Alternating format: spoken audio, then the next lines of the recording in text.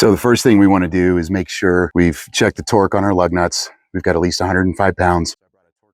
And if you want to come over, I just got done jacking this thing up. That's why I'm huffing and puffing, guys. So it's make sure that we've got all of our lug nuts tight. Oftentimes buy a trailer from us, the lug nuts are at 105 foot-pounds of torque, but then you put a 10 or 15,000 pound house on it, and that changes the load on the studs, thereby changing the torque on the lugs. That's where tires can come off underway. When you're on the road, one of these passes you, you know what happened.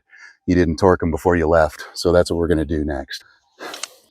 So we set this to 105 foot-pounds. It's really tough to see there, but you can kind of see just a little bit past 100.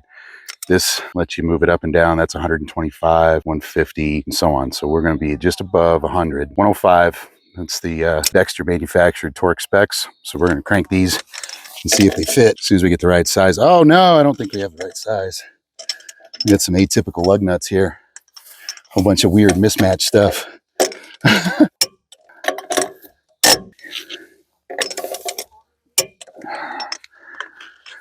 Well, I'll come back with a different socket and check those. Let's go to the other side.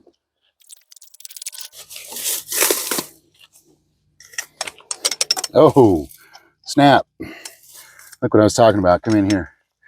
See, guys, this is exactly what I was talking about. Nobody knew, and these are not going to make the trip. These are really damaged in there. And yeah, this is exactly what I was talking about just a second ago. If you don't tighten your lug nuts after you build a house on a trailer, this is going to happen every single time. And thankfully, this one didn't shear off all the studs and go through somebody's windshield, but it took that one out, you can see. So this one isn't going anywhere today. It's not safe to move until we get these studs replaced on the backside of that drum. So we're gonna have to go give the homeowner a little bit of unfortunate news here. Bummer. What did we forget to do? We didn't film any of the repair. But it's repaired. It's repaired. It's magic of editing. All right, so how about we move on to step 2? Let's forget about what we forgot. All right, so we're gonna check our tire pressure now. Kelly's already torqued all the studs and they're at 105 foot-pounds. And we're gonna take this tire gauge and make sure that we're somewhere between 75 and 85. We're at 80, so we're good. That one's good.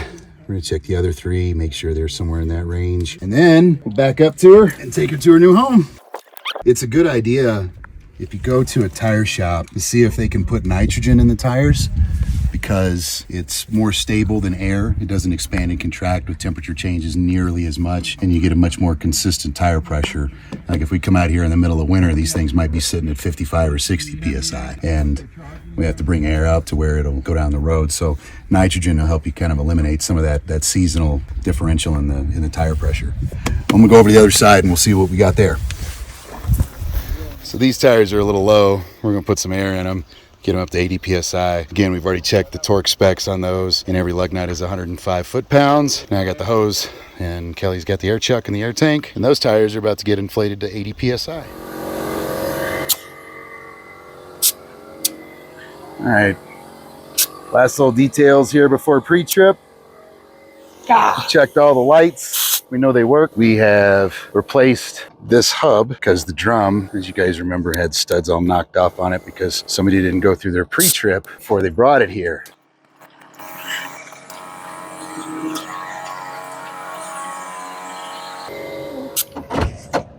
You ready? So here we go. We're moving a tiny house, ladies and gentlemen.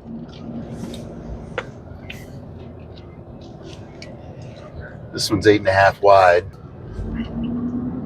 And not terribly heavy, thankfully, because it's only a 2-axle, but it's like 28 or 30 feet long, as we can tell. So, now we're cruising. And we'll be there, what's it say, about 35 minutes? Yep. Okay, so we're going to pay attention to the road because we've got somebody's home behind us. It's always a little spooky when I'm carrying somebody's house because I don't want to screw up. I'll be back in just a little bit. It's something I can't do, talk and drive well at the same time.